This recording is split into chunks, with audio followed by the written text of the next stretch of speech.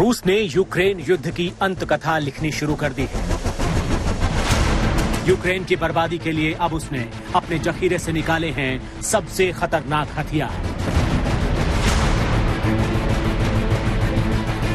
अब यूक्रेन पर ऐसे बम गिराए जा रहे हैं जो इंसानों की सांसें खींच लेते हैं।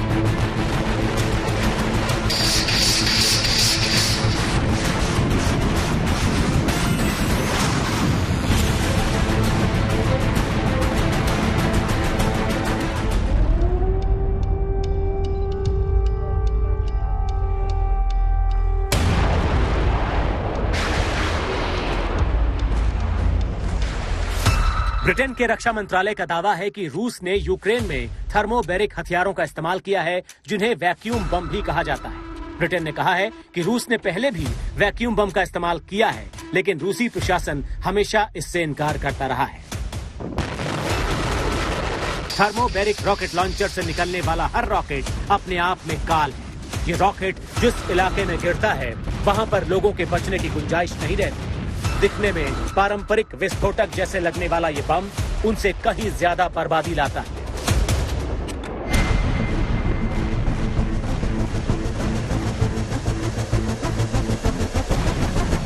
थर्मोबैरिक बम को वैक्यूम बम भी कहा जाता है। नामकरण से ही आप समझ सकते हैं कि इसका धमाका क्या करता होगा। जिस इलाके में इस बम से हमला किया जाता है, उसके 500 से 600 मीटर तक के क्षेत्र की ऑक्सीजन खत्म हो जाती है।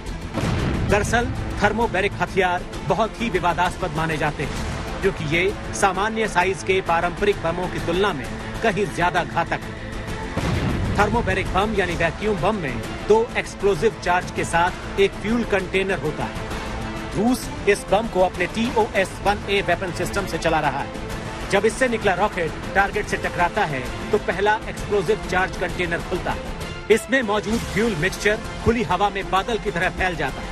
इसके बाद दूसरा एक्सप्लोजिव चार्ज इस बादल में चिंगारी भड़काता है। इस चिंगारी से एक जोरदार धमाका होता है, जिससे एक आग का गोला और शॉक वेव निकलती है। धमाके की रेंज में आने वाले लोग सेकंड्स में भाप बन जाते हैं। शॉक वेव एक वैक्यूम बनाती है, जिससे आसपास की ऑक्सीजन खत्म हो जाती है।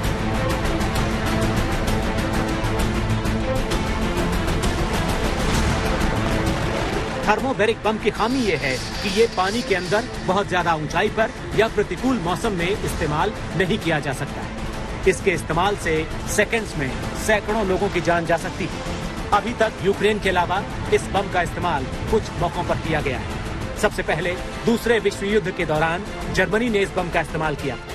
जहां तक रूस और अमेरिका का सवाल है, तो 1960 में इन दोनों देशों ने इस बम पर रिसर्च शुरू कर दी थी।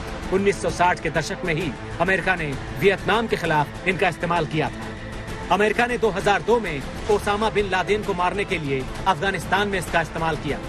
2017 में अमेरिका ने ISIS के खिलाफ अफगानिस्तान में इन बमों को गिराया था। रूस ने चेचन्या के खिलाफ 1999 में थर्मोबैरिक बम का इस्तेमाल किया था। इसके अलावा ये भी आरोप है कि रूस ने 2016 में सीरिया में भी इनका इस्तेमाल किया।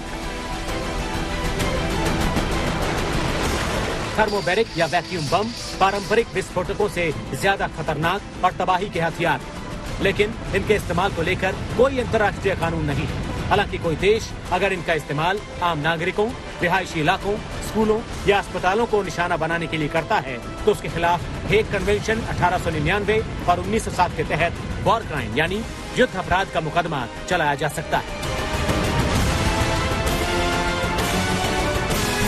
रूस अलग अलग तरह के हथियारों का इस्तेमाल यूक्रेन में कर रहा है, लेकिन थर्मोबैरिक वेपन्स का भी इस्तेमाल का आरोप उस पर लग रहा है। ब्रिटेन की तरफ से कहा गया कि रूस की जो रक्षा मंत्रालय है उसने इस बात को स्वीकारा है। अब ये किस तरह का हथियार होता है वो भी समझिए। इसे दूसरी भाषा में वैक्यूम बम भी कहा जाता है। हालांकि इसका इस्तेमाल अवैध तो नहीं है, लेकिन बहुत कंट्रोवर्शियल जरूर होता है। इस पर अलग अलग राय रहती है सबकी। दरअसल ये जब फटता है तो ये हवा से ऑक्सीजन भारी मात्रा में खींचता है और एक बहुत ऊंचा तापमान जनरेट करता है। बहुत भीषण नुकसान इससे उन पूरे इलाके में होता है। कैमरा पर्सन सैयद मोहसिन के साथ श्वेता सिंह, कीव आज तक।